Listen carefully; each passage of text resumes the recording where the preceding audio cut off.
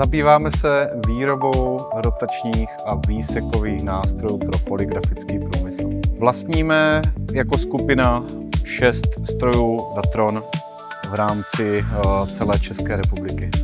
Stroje Datron využíváme především kvůli frézování materiálu, jako je mosaz, hliník, nerezový plech, který slouží také pro výrobu těch výsekových nástrojů.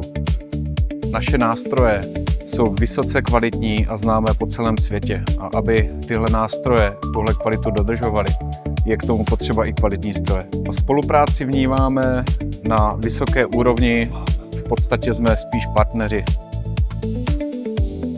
Mě oslovili stroje Datron z toho důvodu, že mají intuitivní ovládání, vysokou přesnost a kvalitu a možnost mít servis tak blízko. Jo, jelikož pocházíme z Jižní Moravy, kousek od Hodonína, tak je pro nás Brno opravdu hodinová záležitost, takže i díky tomu.